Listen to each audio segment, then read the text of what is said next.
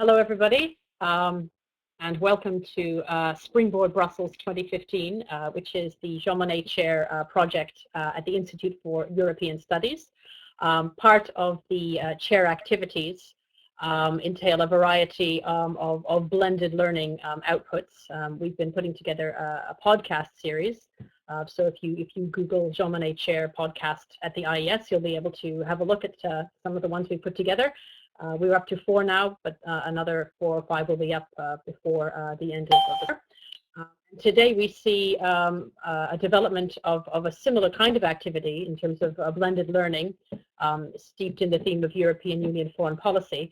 But these are the roundtables, a virtual roundtable series. So they're slightly longer than podcasts. It's going to involve 2 or possibly 3 speakers each having a good 20 minutes or a little bit more to develop a variety of ideas more fully than you probably would with a podcast. So you can see on the first slide here the general look of the thing. The 6 that we have scheduled between now and the middle of June, I think, survey effectively what the European Union is attempting to do in terms of its foreign policy reach. In terms of the reconstruction of the European External Action Service. So today we're going to be beginning by setting the framework, so to speak, looking at a variety of issues with regards to EU diplomacy. And then next week, moving on to the European External Action Service.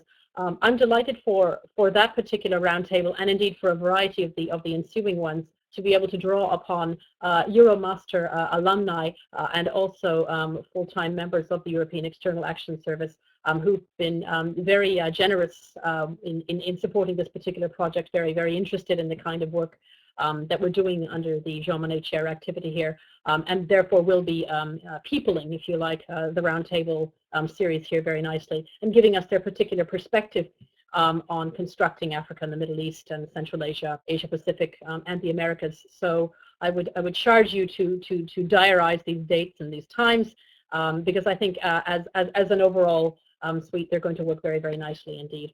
Today, therefore, as I said, laying the groundwork for the definitions and working practices and the challenges of EU diplomacy in theory and practice. And I'm delighted to welcome Daniel Fiott and Esther Marijnen, both from the Institute of European Studies, who will join me in giving you, I think, the lay of the land, as you can see. I'll begin by setting out a couple of the overarching ideas I'd like to explore, and then Daniel's going to give you a snapshot of a variety of particulars, starting with the oft-maligned comprehensive approach, and then the neighborhood, and then the intriguing work that's been going on in the strategic partnerships, and then a sort of a roadmap as to what is going to be following on ahead. And then Esther, who has in fact actually, I was going to use the word operated, just being inside the European External Action Service as an intern, is going to give us the inside perspective on what it was actually like to be there at that particular time. And the challenges and the difficulties it faced then, and ways in which it has developed since, because of course it's a very much a living entity, so it's going to transform in many ways. Being a historian first and foremost, I always feel that I need to knock out the working terms first at the top of any particular project. So I'd like to encourage students of European foreign policy, interested members of the public, anybody who is looking at this now, or indeed looking at it later on, because of course one of the beauties of podcasts and virtual webinars like this is that they're a permanent repository of information. You can access them again and again. So to have a quick look at the working terms, I think, is a very good start. Foreign policy, foreign affairs, external relations, diplomacy, these are terms that unfortunately tend to be used a little bit interchangeably. They don't always use, they don't all mean exactly the same thing at the same time. And although there are, of course, some dispute as to what exactly everything and every one of them means, I'd like to suggest that we have a fairly clear idea as to what some of them mean. I like the idea of a sort of a general umbrella term that describes the sum total, if I can use Chris Hill's original description, of EU foreign policy, any relations, in fact, of the EU with third parties. But external relations itself, I think, is a rather more classic term, and typifies the commission-managed links of an economic ilk, namely trade and development. So you do see common reference to this. And then, of course, the common foreign and security policy, political engagement with third countries as well. And that, I think, is the sort of broad terrain where you are increasingly getting this word diplomacy, EU diplomacy, and then the common security and defense policy, security and defense in particular, which we'll look at briefly in a minute. Strategic partners, of course, is a term much more in use now than it used to be. I think everybody wants this badge. Everybody wants to be not just a partner, you know, or an associate, but a strategic partner as well. In my mind, it's a series of ranked allies that the European Union puts together, probably working to some extent on the politics of proximity, but also trade as well. There are a limited number, but I think it's interesting to see who has been added to the club of late. Diplomacy, of course, is one of the oldest words in terms of man's and women's relations with other parties, with other collectives, other societies. And again, it's simply, to my mind, the human face of foreign policy. It's humans meeting humans rather than entities meeting entities as well. And if I can just throw in a word which is coming into, I think, increasing usage in the theory making, at any rate, of EU foreign policy, that's structural diplomacy. And I have a slide or two on that, which describes the multi-actor, multi-level, multi-dimensional, sort of polyvalent dimension, if you like, of conducting foreign policy. And as the European Union is such a polyvalent entity, it's almost inevitable that the type of foreign policy it's going to be doing and the type of diplomacy it's going to be doing is innately structural. But that brings with it some very great challenges as well. Surveying EU diplomacy, I think, would require me, you know, going back 20 or 30 years, and we certainly don't have time for that, and so you can breathe a sigh of relief. But I think the two most salient points at this stage of the game is whether the Cassandras out there are right, namely, are we looking full in the face at long-term decline of the European foreign policy, of the European Union as an actor, has it served its time, has Europe's hour come and gone, and has anybody noticed? And also, is the European Union, you know, is it acknowledging this decline? And if so, is it able to change? Is it able to reconstruct itself? Is it able to redefine the ability of the European Union itself as a foreign policy actor? Drawing on one of the reports from the Center for the Law of EU External Relations, 3 points struck me, and I'd like to share them with you now. Ways in which the EU is able to be an effective EU diplomat abroad, an effective foreign policy actor, I think depends on 3 things. Clear treaty provisions which are very, very prescriptive and explain things in detail, which are great, but also very flexible ones. For example, the one that suggests the building and the constructing of the European External Action Service, and as Henry Kissinger would say, are sufficiently ambiguous to be able to give you latitude to do exactly what you want. So somewhere between those two, you know, a nice prescriptive detail of what a thing is, and the flexibility to be able to construct it according to the function that you see it. Somewhere between those two in Lisbon lies the future of the European External Action Service, among other things, not to mention security and defense policy. The European Union also relies on a constant revision of its strategies, a sort of never-ending, ever-moving ability to redefine itself in terms of being a structural actor, being a defense actor, a regional actor as well.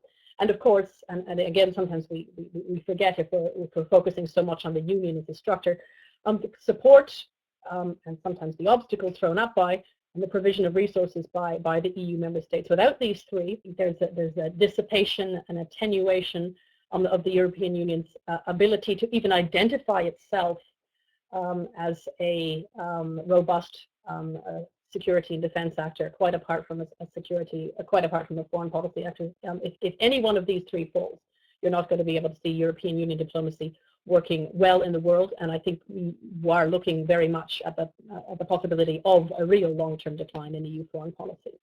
Some conceptual themes to lay the groundwork for EU diplomacy, and I was really, it's an embarras de riche to try to figure out what to choose. Do I reach back into politics theories or international relations or international political economy? It's almost impossible. and I had a variety of slides that sort of was a mishmash of IR theory. You can certainly use that. I enjoy using realism and liberalism and constructivism and post-structuralism to lay a conceptual groundwork for the way in which the European Union interacts with third states. But I think at this point, a simple spectrum between a communitaire ethos and the ongoing sovereign risks, if you like, the intergovernmental pragmatism in foreign policy defines, for the most part, the challenge that the European Union faces in terms of making policy, pulled as it is between institutions like the European Commission, who are intent on retaining, if not aggrandizing, their supranational remit, and the jealously guarded sovereign remit of the member state. In addition to that, of course, and I have a slide on this in a minute, in the wake of the collapse of the Maastricht Treaty, if I can put it this way, where we do away with these lovely Corinthian pillars and replace it with a table, a rather anodyne table, which simply lists for us the competences, high and low, strong and weak, Commission exclusivity, right down to the vision of the CFSP propounded by the Council, but only to the extent it's happy to do so. And we have to move on this table, as you'll see, to try to define what the EU does at any given time. In terms of form and content, I'd like to propose structural diplomacy as one form in which we're seeing the EU moving forward in the world, the ability of itself to recognize itself as sui generis to some extent. I think there are a variety of other institutions and regional organizations which are sort of snapping at the heels to some extent of the European Union with regards to their ambitions. But the quality of structural diplomacy that represents the European Union and also represents the world within which the Union operates, I think it's a fairly decent terrain and a fairly decent definition for us to use. The content, of course, can be drawn, I think, from any of the working treaties, from Title V of Maastricht, in fact, up to Lisbon, as we'll see in a minute. So I have a variety of accompanying slides for each of these 4 points, as I should say, and you're most welcome to look at them in particular detail. I think in terms of this not always easy, this sometimes unhappy attempt to blend the communitaire ethos with the intergovernmental knee-jerk reaction, if you like, of the member states. What you're seeing are at least from Lisbon onward, are constructive attempts to try to build bridges between two institutions which don't always, at least nominally, have a lot in common with each other. The aim of the treaty, of course, is to bequeath to the EU a variety of tools that will allow it, in every sense, to start overlapping and to start finding a word which I find quite, but I can't think of a replacement here, synergies, coherent, effective, and visible foreign policy in a way that's much more streamlined, picks up on the commonalities that you would find naturally, let's say, in security and defense, etc. And a consolidated constitutional provision, which is effectively Article 21, does exactly that. It merges all the foreign policy goals together and gives it a sort of, a provisional home, if you like. The best example, I think, in person, of course, is the post High Representative and VP Commission, Baroness Catherine Ashton, exclusively designed to bridge Council and Commission. And if it does so successfully, if and when it does, the result is a coordinated action along every dimension of EU external policy. So blending together, or at least trying to spot policy by policy, common areas between diplomacy, as I have here, political engagement, development, humanitarian aid, economic cooperation, crisis management. Some of these are traditional forms of European Union outreach, and others are much, much more recent, like crisis engagement. As I was mentioning before, this rather anodyne table shows us effectively the range of competences that the European Union has in terms of the traditional areas of power that it was given in the late 1950s, from being a customs union, developing out to a interesting, very, very interesting sort of splaying, if you like, of powers and authority in terms of shared, coordinated, and supplemental competences. And I think, in a sense, the further down you get down this table, the greater the tint of sovereignty, the greater the sense of national interest, national identity at work, until right at the bottom you find the specific provisions on foreign and security policy, and of course on defense as well. So we need, I think, in our minds to transplant the three pillars of Maastricht and somehow come up with a working spectrum, a competence-based spectrum that allows us to shift back and forth.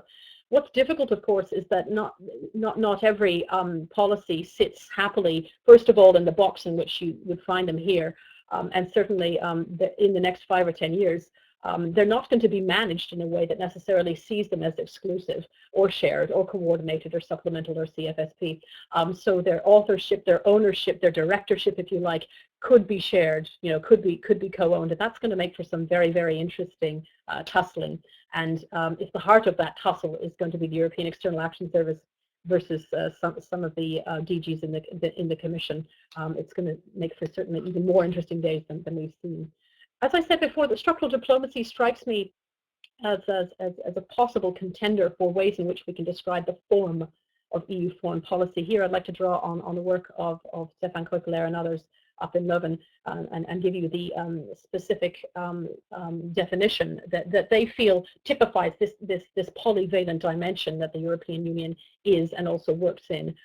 So it's a sort of ongoing process, as they see, not just of one-on-one dialogue, but increasingly of negotiation of particular interests by which actors in the international system, try to make an impact, shape, change, transmute, transform virtually everybody and everything that they find in that system, all of the external political, legal, economic, social, and security structures. But it's not a single target, of course. It's a multi-faced, multifaceted, multi-level target. So at different relevant levels in a given space, whether it's the youth space, the global space, the societal space, or indeed the state space. So the multi-level actor that is the European Union has to operate in a terrain that is increasingly multi-level as well, even if it's just working one-on-one with another international organization like the United Nations. So two very sophisticated structures trying to find the common spots between each other in action, as described. The understanding is that the actors are aware that they are themselves structures. They operate as if they know they are part of that structure. So you're going a little bit back to Waltz and Wendt here.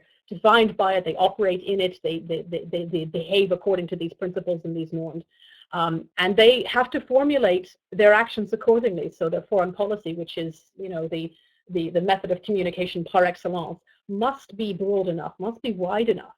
Not only to demonstrate to others on the outside that they are a structure, but to accommodate everything else within this structure that could possibly occur that would affect their own interests. So they have to accommodate all possible dimensions and fluctuations of this ever-changing, ever-mutating system. And the point, of course, is that actors have to support their own interests, and of course it's a collection, so it's collective interests in the European Union. By having a collectivity or even a multiplicity of policies at the same time through a variety of multiple tools. And if you like, you could have this table of competences as a variety of the types of foreign policy tools within multiple forums. So it's fiendishly complex. It certainly requires a Venn diagram, if not a variety of other things as well. Structural diplomacy, I think, can also draw on a few key points which are interesting, I think, to try to bear in mind. I'll zip through these quite quickly, but it kind of puts a little meat on the bones of what I mean by structural diplomacy, drawing as it does, or requiring as it does, your foreign policy to be every one of these five: intense and long-term and comprehensive and embedded and legitimate as well. Intensity, I think, in a sense, is avoiding the idea that the European Union, dips in when there's a crisis and then leaves. Diplomacy certainly requires structured, predictable, and bedded down relationships between the two sides. And intensity simply denotes the frequency, if you like, and the depth of contacts that the European Union attempts to construct between itself and a target country. So there's a sort of penetrative quality to that, but there's also a scope quality to that, the width of contacts that the European Union is able to call upon here I'm wondering, in a sense, about the viability of EU delegations, perhaps to promulgate that intensity, the width of contacts from high officials in a given country to technical experts, to wide-reaching civil society contacts as well. We have to be very careful not to use the word top-down too much, because I think in terms of Eastern Partnership countries, we're seeing civil society as a very fruitful, very vital source of not just change, but I think bedding down that characteristic of intensity as well. So not just a repetition, if you like, of rhetoric and general values, but a real constructing, a real viable constructing on the basis of contact. You know, it's the legitimate filofax approach to diplomacy. Find out who you need to contact. Find your counterpart. Make a friend of him and her, and make sure that your frequency and your depth there is acknowledged and reliable. A particular case study again might be the Eastern Partnership to this extent. Bringing together long-term and comprehensive, I think, is fairly simple. They sort of reflect each other's own synergies. Again, the European Union cannot be seen just to dip in and dip out. Long-term approach, I think, extends the previous point. You don't want fair weather friends. I think it's difficult, particularly with regional relations, to have a European Union which sort of ducks out at the first sign of trouble. So once you have that intense link, once you've bedded that down, it's going to continue to require follow-up, isn't it? Continued dialogue, and I think a strategic, a smart approach to problem solving along the expectations originally laid out. Comprehensiveness, and Daniel is going to talk to us a bit about the comprehensive approach, is a real key facet of structural diplomacy. It means, operating along a variety of interdependent structures, so political and legal, social and economic and security structures. A few years ago, it was a very trendy thing to start talking about holistic foreign policy. It's a bit too sort of aromatherapy for me, but I like the idea that comprehensiveness certainly makes use of the fact that you have a wide spectrum and you're not afraid to use it. It's soft power, it's smart power, it's hard power. The Union has, I think, in some sense, done itself a huge favor by operating imaginatively in what it understands as a foreign policy tool, and not being afraid to add it to the mix. Sometimes that mix, I think, is a little bit too colorful to some extent. It almost has too much choice, but far better having many more tools than not enough, certainly. Development policy is a good example, I think, of being able to see that holistic link from poverty reduction to security, and the connection, therefore, from security to good governance, etc. The only problem, of course, is sequencing. Which one do you put first? Do you, for example, need security in order to tackle poverty reduction, or do you do poverty reduction in order to be able to tackle security? So there's a little bit of a questioning, I think, on that point. Embeddedness, of course, I think, once you're aware that you have this this toolbar, that once you have this spectrum, consolidating it, making repeated, regular, viable use of it in a way that your partners know, expect, and can rely upon. So the spectrum itself can be used to pursue the object of structural change. The spectrum itself is a structure. So the European Union, as a foreign policy structure, draws upon its own structured tools within a structured international environment to be able to make the widest possible difference in terms of promoting its own interests and positively affecting the behavior of others outside. Case studies here perhaps would explain or would include post-Arab Spring, and also ENP countries as well. And the final point, of course, is legitimacy, and far be it from me to criticize the European Union, but the understanding, of course, is that sometimes the foreign policies fall on fallow ground, particularly because time has not been taken at the outset, not only to firmly understand what is entailed in structural diplomacy, but what is required, needed, understood, and interpreted from within the third country. Very frequently, I think there is, even if unintentionally, something of a neo-imperialist attitude on behalf of the Union, not because it wants to sort of, come in and turn things into the EU template, although the EU template, has much to recommend it, but it does produce a sort of accidental feature in which two sides almost immediately start speaking different languages, or even quite literally, and I think a greater focus, a greater commitment to legitimacy. The understanding, of course, that the folk on the other side have to understand what the European Union is actually doing there, why they're there, and the newly promoted structures that both sides are hopefully trying to put together So the EU has to be very, very careful, and this really is diplomacy, quad diplomacy, not to come in as an external force, as a representative of an external pressure.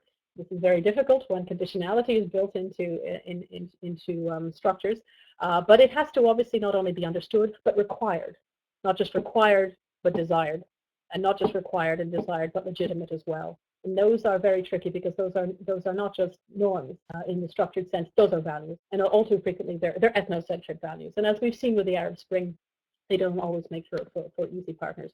So just to wrap up here, I think 2 points about whether we can legitimately say whether structural diplomacy is applicable to the European Union. I mean, obviously, from a functional perspective, it does seem to make a nice fit.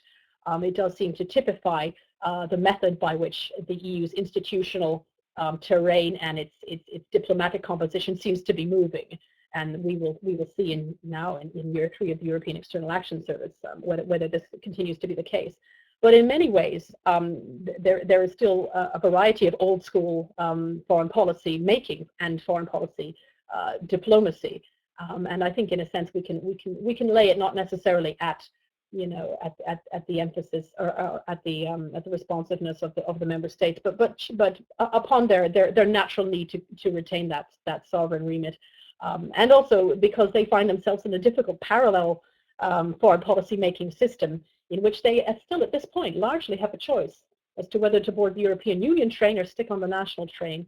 And while that choice is on offer, they're going to continue only just to do the one that obviously represents the national interest to the best of their ability. Moving on, therefore, the content, as I said before, is very simple, I think, to understand. You can make interesting comparisons as to the way in which the EU has defined itself as a foreign policy maker. I have here for you a Lisbon Article 3.5, and it's simply the shopping list, isn't it, of what the foreign policy needs to entail, needs to encompass, needs to constitute. It has changed a little bit from Maastricht. Its scope is wider, its ambition is deeper, but at the same time, I think it's representative of this structural change that the EU has effected upon itself. So the challenge, therefore, is in terms of all 4 points, can we see all of these trends happening at once? And I think the answer is yes. We see this pull between intergovernmentalism and communautaire. We do see this table at work, this shared and divided foreign affairs competences. In fact, we see some really vicious terrain wars in order to be able to grapple within this table between the Commission and the EEAS. We do see, I think, increasingly a good and hopefully strategic use of structural diplomacy, drawing on the normative content. What I've done here is to simply provided you with the shopping list of CFSP as it features in the Lisbon area, in the Lisbon era. This has changed from Maastricht. I think it bears looking at and recognizing what has changed and why we now find, for example, EU special representatives where we didn't 20 years ago, why we now find crisis response where we didn't 10 years ago, and then CSDP as well. And really, this is the newest kid on the block, and to my mind, by far the most interesting. So what are the responses, before I hand over to Daniel, who's waiting very patiently, to varied responses in EU diplomacy? Well, it's been a bit kind of chop and changey. I love this quote from the European Council on Foreign Relations, who in their scorecard deemed the EU foreign policy in 2010 as not uniformly mediocre. That's just damning with faint praise if I've ever heard it. Of course, I think in a sense the Obama summit snub that came in the Spanish presidency, hard on the heels of that, was a difficult pill to swallow, and ongoing public discontent of the member states over the European External Action Service, and then the two that I'll finish with, Barroso's State of the Union, in which he cries strongly for solidarity of the member states in reforming altogether, and then stunningly, surprisingly, in the midst of this annus horribilis, if you like, of last year, the Nobel Peace Prize for the European Union for securing Europe as a continent of peace. Bear in mind what Barroso said, that a coherent foreign and defense policy is called for, and he calls for it in a very interesting structure, a structure that uses an F word that doesn't go down particularly well everywhere in the Union, the Federation of Nation States, by which to tackle common problems, share sovereignty, to equip states in terms of building tools. Pooled sovereignty means more power, not less. How is the European External Action Service going to deal with that challenge? And then finally, the Nobel Peace Prize. that despite all of the difficulties which continue to beset us even in these dark days, that the EU is in fact a beacon of light to many, and has successfully shown a normative foreign policy can fly, can be institutionalized, can be structured, can be used to genuinely create transformations with others. The focus on democracy and human rights and the resultant transformation of Europe into a continent of peace. And then, of course, the very nice joint statement recognizing that the EU has done this and will continue, as you can see, to be the largest provider of money, development assistance, and humanitarian aid.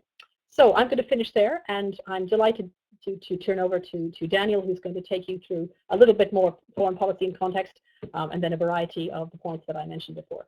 Daniel. Yeah, so essentially what I'm going to try and look in my part of the presentation is to try and build a bit on what Amelia has been talking about, specifically from the structural diplomacy point of view, but also in terms of how the intergovernmental and supranational elements fit together in European foreign policy as well. It's clear to say that the Lisbon Treaty actually didn't really help us much. If anything, it confused matters slightly more. Amelia's already spoken about the crumbling of the pillar system that we had before. Well, the EAS in the architecture of European foreign policy, on paper at least, was supposed to help things, and in the long term it may do that.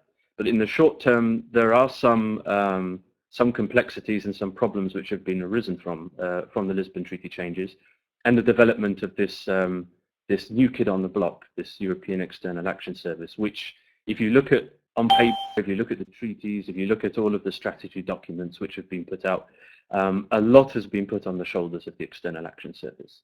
So it's a kind of, if you will, an atlas taking on not just the national foreigns in the European Union, but also the Union competences themselves. Structural diplomacy is quite an important concept, which is, I would argue, and as Amelia's already pointed out, central to European foreign policy. Again, this doesn't make it easy. This idea that you bring tools together from the full range of which the European Union has. And when I talk about tools, that's, again, as Amelia has said, things like development aid, things like defense policy and so forth. But interestingly, these tools are sourced not just at the union level, but also at the national level as well. So it's quite a challenge to try and bring the two together. Anyway, onwards, with that brief context. European foreign policy itself, I think, must be seen in keeping with the structural approach within the broader context of the European Union itself. So Amelia's already spoken about the Nobel Peace Prize and what that signifies for the last 60 years. But in actual fact, we are living in the middle of an economic crisis, which considerably challenges the European Union's notion of itself and how it projects itself as well abroad. In the past, we've spoken about European normative power and, you know, other countries, other regions in the world trying to follow the European Union's lead. But one may argue on the basis of economic crisis whether or not the European Union looks like such a model. Who knows, after a few years, if we pass through these times of crisis, that perhaps it will be a much more resilient model and others will then again want to take its lead. In the European context as well, we've had some important elections which have changed, perhaps the focus a bit on things like defense policy and European foreign policy. It's fair to say that there was a kind of radical overnight change from Sarkozy to Hollande in terms of the amount of energy which went into the rhetoric, at least, on things like defense. Of course, Obama has been re-elected. We've had the return of Putin as well in Russia. There's new election leadership and transition, not election, but leadership transition in China as well. We've also got on the agenda the potential British EU referendum as well. The so-called American pivot as well to Asia raises questions for European foreign policy as well, in terms of, again, how it sees itself and what role it will play in the world. And of course, then you've got the burning crises as well, like the Arab Spring, which is still ongoing, and now the Sahel added to that, in particular Mali, but also now the Central African Republic. Yeah, within this context, within this broader context, I think it's probably best to try and drill down a bit into the successes or the challenges which the High Representative Catherine Ashton faces individually, but also the service which she heads as the European External Action Service. And it's quite, as you imagine, it's quite a big agenda. When we talk about structural diplomacy, for example, it's difficult enough for a single unified nation state like the United States to put together all of the tools that it has at its disposal. But you can imagine how much more complex that becomes when you then look at the European Union with 27 members and EU institutions and so forth. So it's a very, very messy car crash of a scenario. But somehow in all of this, at the end of it, you still get some policy action. And let's try and look at some of the successes, perhaps, of structural diplomacy, or what's called this comprehensive approach, which we'll get to after this first slide. So in terms of innovation and leadership, I mean, yeah, I think 2012 has been quite challenging for the High Representative. Again, you have to put the High Representative within the media storm that follows her around. Obviously, with the failed constitution and the reigniting under the Lisbon Treaty of European foreign policy, this whole problem of expectations was there on the agenda again. You know, the High Rep was supposed to push European foreign policy forward, and perhaps the personality of Ashton perhaps doesn't match up with the high expectations, or at least she's tried personally to try and downplay the expectations that we have in Europe, given the limitations of European foreign policy and at the European level as well. But there have been successes. I think Iran is one notable ongoing success, where Catherine Ashton, as the representative of the E3 group, plus the United States, China and Russia, is trying to broker a long-term solution to the problem of nuclear weapons or nuclear energy in Iran as well. And I think that she's seen as quite an important interlocutor for Saeed Jalili, the Iranian diplomatic negotiator on the nuclear issue. Again, it's quite a low-key position, but I think it's quite interesting that she provides, and Europe provides indeed, a reliable partner, which doesn't necessarily have to, you know, involve the same media hype which would come of direct talks between the US and Iran. So again, the European Union plays a kind of a mediating role in this. It doesn't necessarily get the headlines, but it's still there, I think, as quite an important issue on this. In that framework, Ashton, I think, has done quite well in trying to build the partnership, the #1 partnership for Europe at least, and that is with the United States, and that was done quite well, I think, with Hillary Clinton and the work on the Balkans. Of course, Clinton's now left, and we have John Kerry, so it will take some time to develop this relationship. And I think what Amelia said earlier about the human face of diplomacy makes a big difference in all of this. And there's certainly the human face of diplomacy when you have Catherine Ashton or different diplomats meeting each other on the world stage. Having said that as well, there are some problems. I mean, there were at least missed opportunities, I would say, on the grand stage. For me particularly, I would say perhaps Burma or Myanmar crisis was perhaps a missed opportunity. If anything, from the media attention, the bad media attention which Catherine Ashton had at the beginning, perhaps could have been remedied slightly, tying in with the Aung San Suu Kyi Liberation Front and the more opening of the political system in Myanmar. Instead, of course, you had a big figure like Aung San Suu Kyi meeting individually with the member states, in particular the British Foreign Secretary and the former French Foreign Minister as well. But that's perhaps a small side issue, but it's still there, I think, in terms of how Catherine Ashton operates on the global stage. We also have from the EAS, and I think this is quite important and feeds into this structural or comprehensive approach, is the awareness, at least, and perhaps in practice there may be some difficulties, but at least in awareness and thinking of writing down what a comprehensive strategy means. So we've had, for example, the Sahel crisis, the External Action Service drafting or helping to draft in coordination with the member states a kind of holistic or comprehensive approach to the crisis. Of course, the crisis is ongoing. There are a number of root causes as well, but it's still quite interesting to see that at least on paper, at least even as an institutional practice, that there is some degree of coordination on this. And I would say, comparing something like the Sahel strategy to past strategy documents, it's quite a positive leap forward, I would say. Of course, and perhaps Esther can speak on this a bit later, is this what I've called the institutional hiccup, which is this problem, continued problem of trying to coordinate better the tools under the Commission with the tools which the European External Action Service is trying to develop. As I've said, the EAS is a kind of new kid on the block. It's even institutionally in the middle of nowhere. It's put at the service of Ashton. It's inevitable to some degree that you'll have some institutional bartering between institutions like the European Commission and External Action Service. That may take a number of years. It may even take decades to get to a stage where there are clearly defined roles, where the turf battles have been gone. But it is something that is recognized as well, I think, even within the External Action Service as being a reality. And it touches upon this notion of the comprehensive approach, which we should probably try and define early on.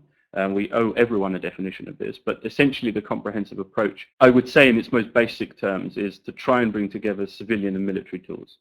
Of course, it tends to mean a bit more than this. It's not just a question of what tools you bring together, but it's also a question of how you think about foreign policy. I think, I mean, the European Union didn't invent the concept of the comprehensive approach. It's been on the agenda for quite a while.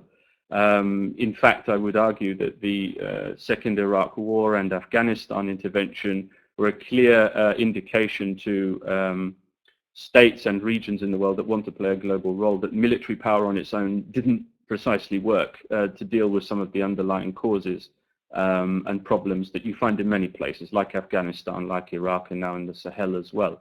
So it's this realization that you've got to think a bit carefully, a bit more intelligently about the tools that you have, and to try and bring them together. In practice, whether or not that's successful is a different matter. It is something, at least in theory, which is quite good. Everyone would agree that to try and deal with a crisis, that you need to bring all the tools together, different ways of thinking, and try and get to the root causes of a crisis. Whether or not, though, perhaps a small critical note, whether or not the comprehensive approach in itself is perhaps too much of a bundling of issues, too much of a bundling of resources to actually be effective in the field is also a question which needs to be asked. I think very much, and this is the case with any concept which the European Union tries to develop, that you've really got to see the proof in the pudding. You've really got to see the practice and to see how successful it's been. It's still quite early days in terms of bringing a lot of the departments in the Commission together with the External Action Service, but there has, I think, been some early, and I stress the word early, successes with the comprehensive approach. And this in terms of the European External Action Service, the High Rep, and the member states themselves, at least consciously being aware that when you approach a crisis, you need to be thinking about all of the tools on the table.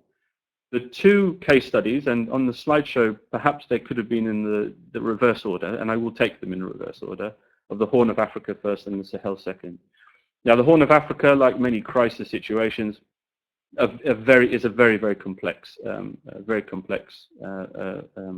conflict, problem, developmental problems, economic development, and so forth. And the European Union has tried to use this as a test case, I think, of what this comprehensive approach means in practice. Maybe perhaps by accident, maybe a bit haphazardly, but it's tried to at least direct the tools which it's deployed in the field to try and get a structural basis for which to continue with development. Amelia said earlier, what comes first? And it's true, it's, security and development is very much a chicken and an egg scenario. In theory, you can split the two, but perhaps in practice, it's best to try and keep the two together in focus. Well, in the Horn of Africa, the European Union has deployed a number of what we call civil military missions. The first one being Operation Atalanta, which is aimed to try and stem piracy in the region, but also to try and protect humanitarian aid flows from coming into the country.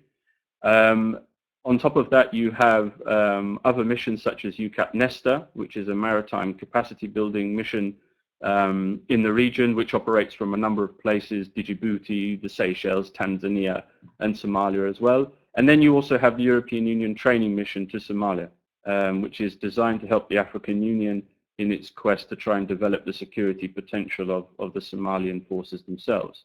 On top of that, you have layered, obviously, humanitarian aid and also development programs as well. So you can see the amount of tools which the European Union has mobilized for such a crisis. I think it's probably still too early yet to see whether or not it's been a success, although even though, I mean, the High Rep herself uses it publicly as a test case of the success of the comprehensive approach in all this, but I think it's perhaps a little bit too early. But at least in practice, you see that we've gone away from this idea in places like Guinea-Bissau, for example, of just deploying a military mission and hoping that that will work in a year's time. This is much more sustained, much more long-term, I think, and much more intelligent in the way that the European Union deploys its resources. The other case where the comprehensive approach is starting to be implemented, and again, it's very challenging. It's even earlier, I think, to say what the successes have been than the Horn of Africa, is the Sahel crisis. And it's very difficult, I think, to implement something like the comprehensive approach when you still have a crisis ongoing. And that is certainly the case in the Sahel. Mali went one, but also now we can see in the Central African Republic there's also trouble there.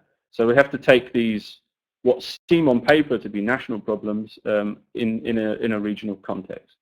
And again, to come back to this, yeah, the problem, I won't call it really a problem, but at least the existence still of member states, you can see that at least the problem in Mali, whereas the European Union, at the European Union level, the External Action Service and so forth, tried to put in place a kind of comprehensive strategy, you can still see that the force, in this case the French military, was still needed, which existed not within the European Union framework, actually, but on a national basis, operating on national interests and so forth.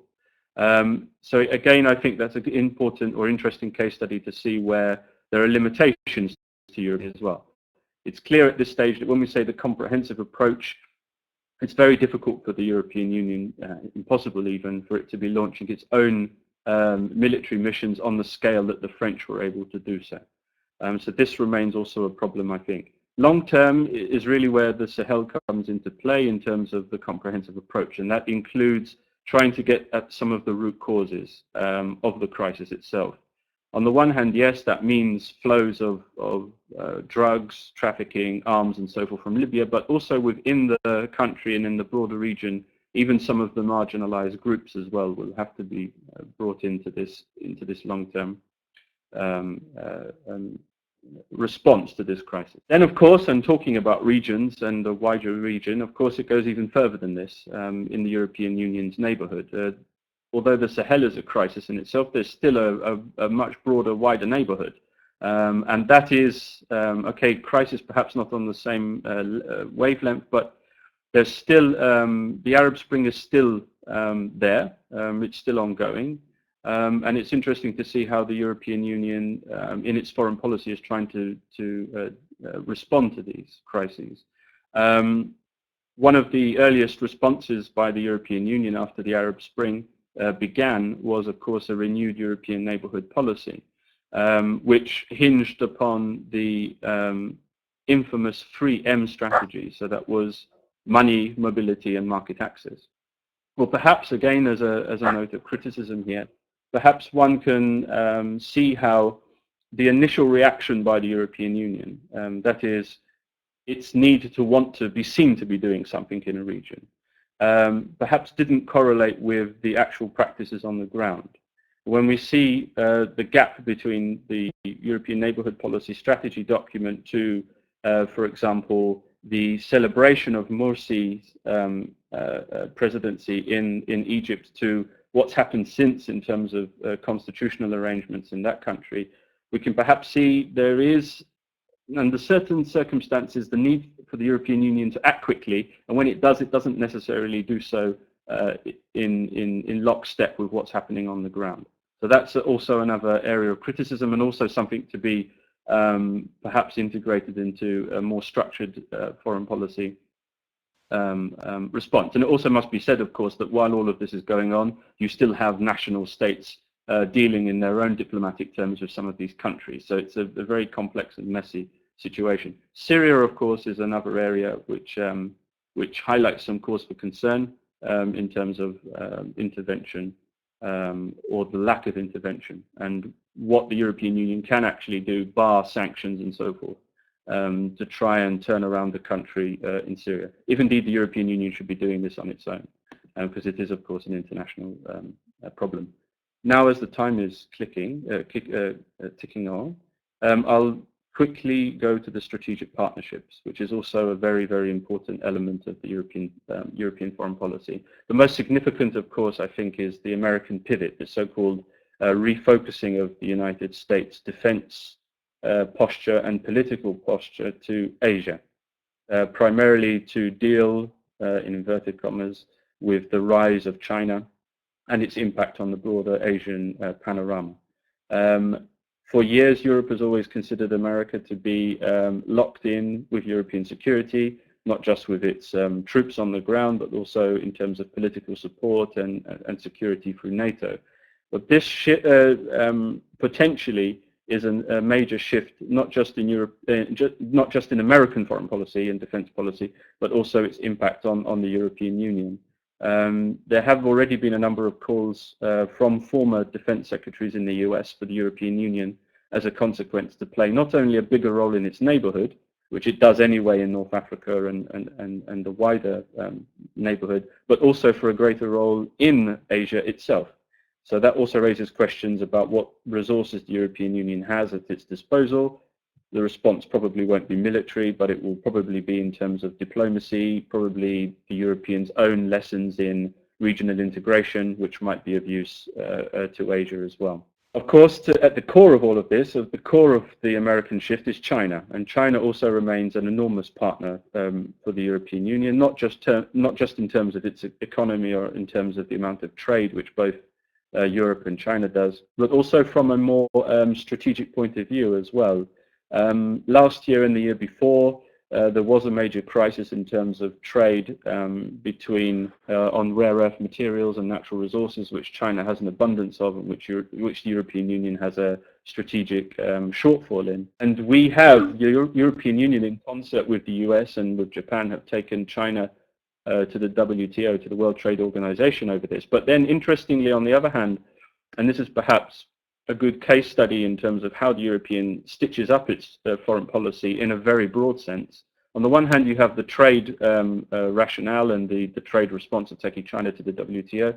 But on the other hand, you then had Merkel having to go to China to ask the Chinese to help with the European bailout fund, for example. And on the other hand, also talking about things like enhanced security cooperation and trying to keep the trade relationship going as well.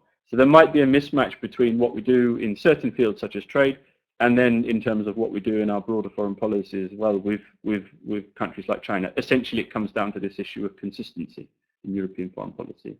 And then Russia, to quickly sum up here, Russia, what can be said about Russia and the EU's relationship? It's clear to say that since the repositioning of Putin as the head of Russia, there's been a kind of freezing in relations, I would say.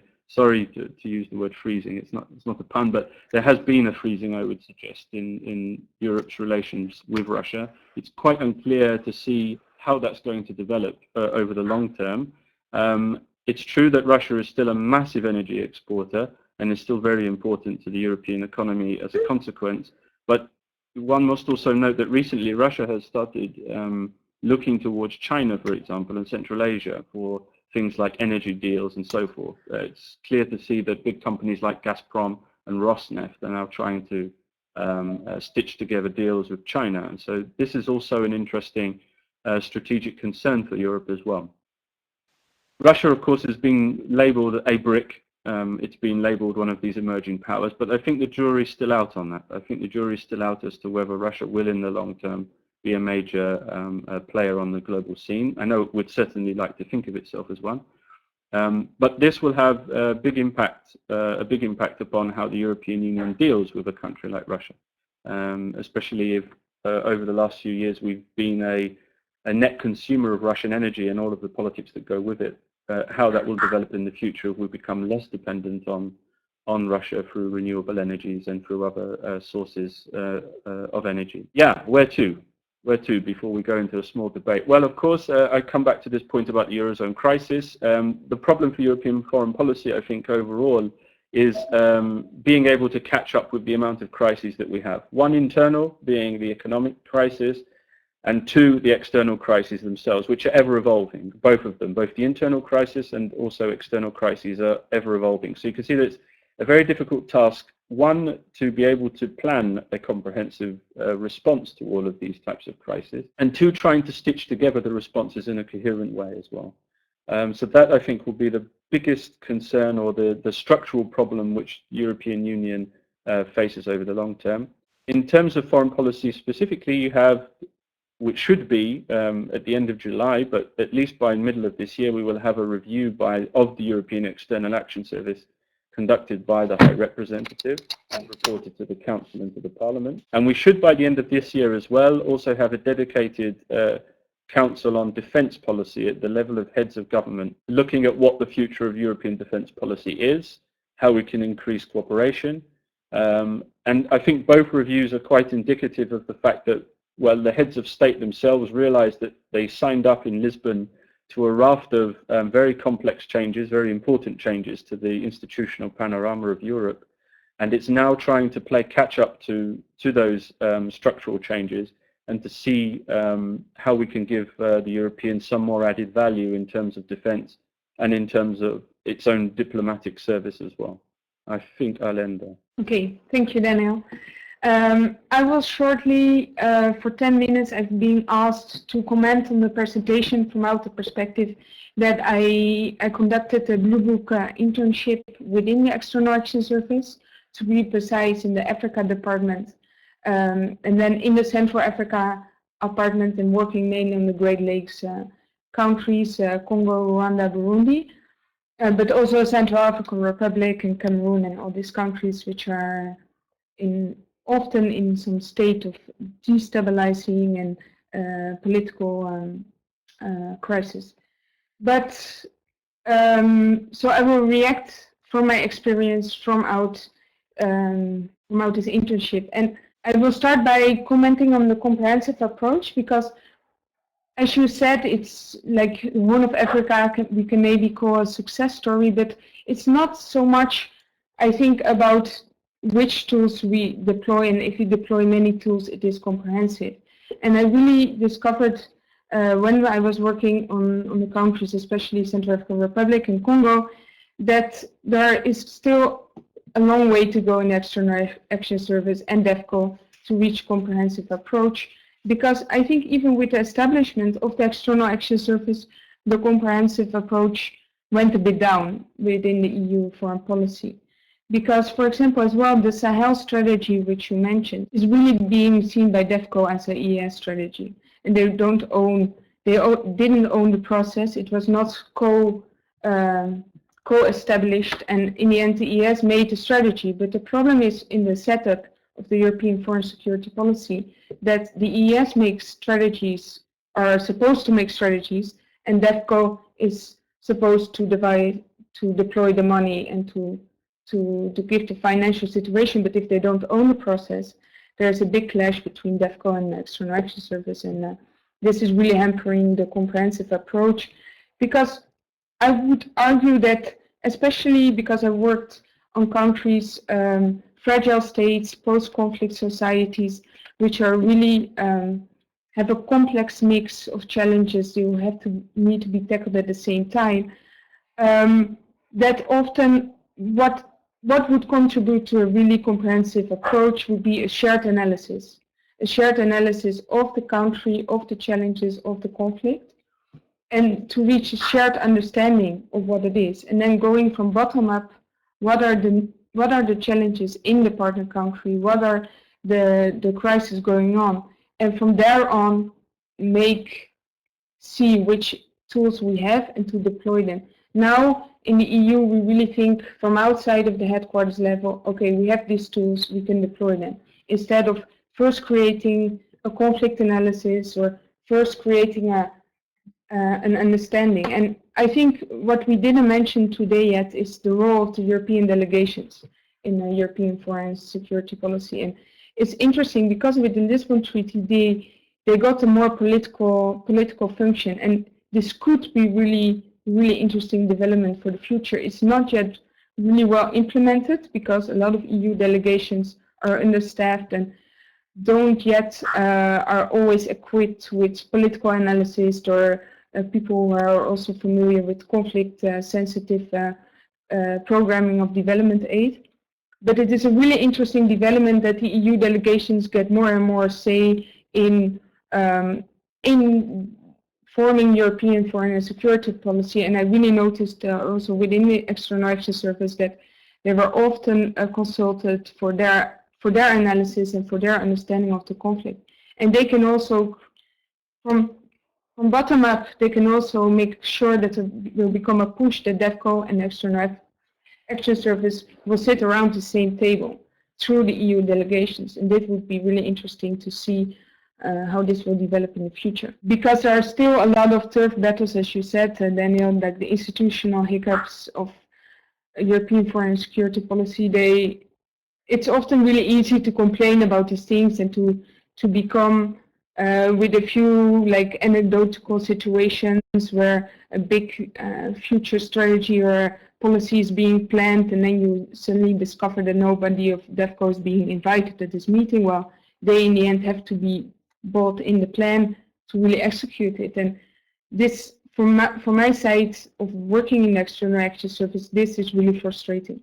This is really frustrating because you have the feeling you talk and you talk, but in the end, not a lot of things are really being implemented. And as well, I made some notations during the presentation, and I think this is really the problem that the world is changing really fast, and within the Council, the Political Security Council, there's really a reactive approach to crises. There's really something is happening in Syria, something is happening in Central African Republic, and they react. There's nearly no time to reflect or to really come with a profound analysis or a profound strategy. And this was, I was part of the internal conference workshop within the External Action Service, and this was the #1 frustration of people working in the External Action Service. They were not able to do some more analysis, to go deep. They always had to respond on the demands of the Political and Security Council, and this was and this was really frustrating. And while this would be really good for the External Action Service, they have the capacity to make strategies, to make plans, to really come with policy guidelines.